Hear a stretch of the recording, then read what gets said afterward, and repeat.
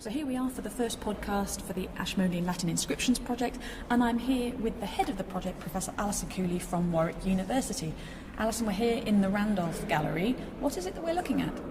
We're actually looking at one of my favourite objects in the museum because it's a very intriguing little altar set up by a Roman mother to her teenage son who died aged 15. How do you know that it's a lady who set this up for her son? Yes, good question. It's given away by the inscription on the front, which has a text that reads, "To the spirits of the dead, Rhodope, unhappiest mother, did this for Lucius Marcius Picatus, sweetest son, who lived 15 years, 9 months, 9 days." It's a very odd looking inscription. I can see that some of the letters have really been squeezed in. There's a figure of Hercules on the front that I can see, and just above his bottom somebody's wedged in an extra E. It looks a very wonky sort of inscription. That's right. It certainly looks as if the pictures are the main aim of the altar, and that the text has been squeezed in any old how. Your words are divided across the lines, and it's very clumsily presented. So what that indicates is that what matters really are the images on this altar. So what have we got in terms of pictures here? So on the front we've got a picture of a chubby baby Hercules wrestling with snakes.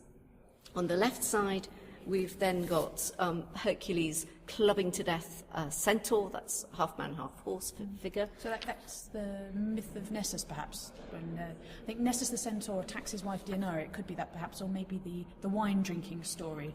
It's not very clear, actually, looking at it, which one it could be. So the general centaur killing.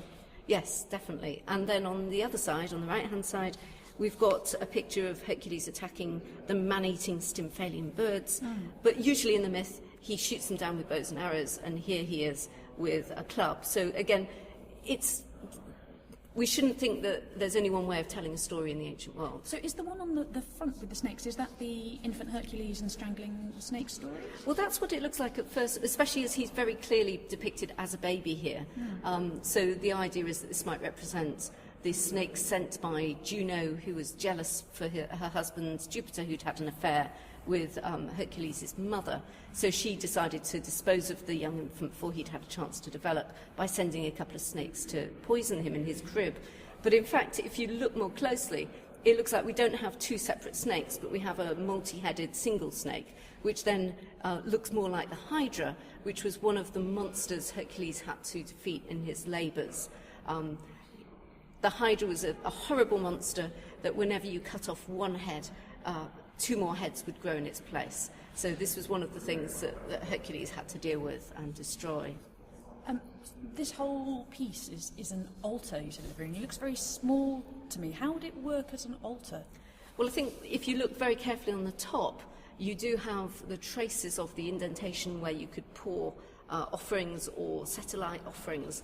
So the idea would be that on anniversaries of the young man's death, or on ritual feasting days connected with festivals of the dead, that the mother would come along and would make an offering at the altar to recall her son and to keep him in her memory. So I think she's trying to make him immortal through the actions that she's performing at this altar, and that fits very nicely with the pictures of Hercules, who of course was one of these rare mortals who, because he rid the world of so many monsters, was granted immortal status and went to live among the gods. So I think in the end, if we consider what Rhodope was up to, setting up this altar in this particular format, that what she's trying to do is to achieve immortality for her son Marcius Picatus, and so essentially allow him to progress from zero to hero, just like that.